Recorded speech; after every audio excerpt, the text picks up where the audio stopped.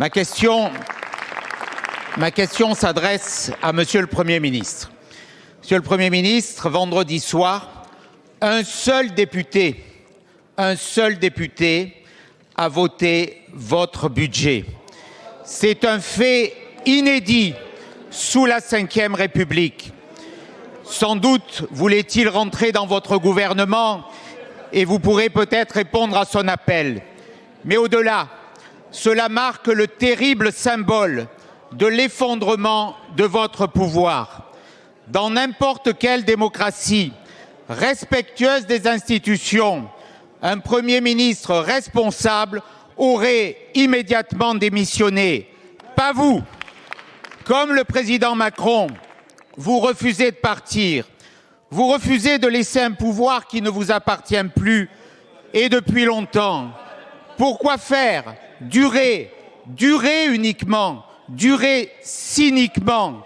Vous prétendez chercher la stabilité, c'est en fait la vôtre que vous préservez, quoi qu'il en coûte, et ce, malgré un véritable effondrement français, une dette historique, un déficit abyssal, une immigration hors de contrôle, une insécurité foudroyante, des services publics en ruine, un record de défaillances d'entreprises. Ce bilan, vous le partagez aujourd'hui avec votre copilote gouvernemental.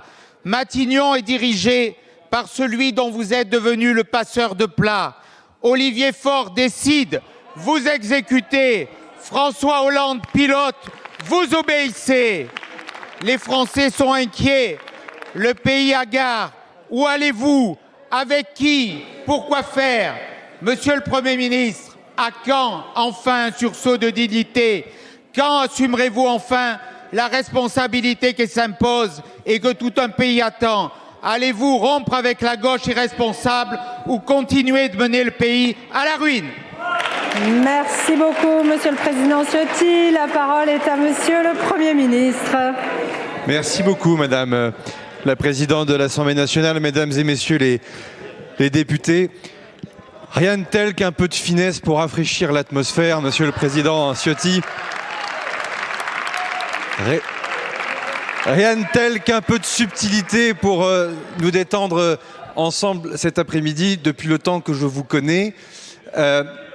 Cela me permet quand même de vous dire sérieusement que dans une démocratie, il serait bon qu'un président de groupe qui siège ici depuis autant d'années défende le principe même d'un exercice parlementaire, défende l'Assemblée nationale, défende le débat parlementaire.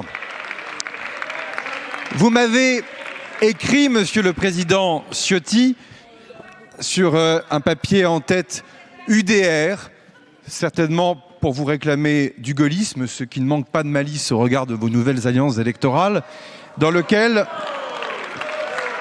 vous m'indiquiez que vous aviez un contre-budget pour la France.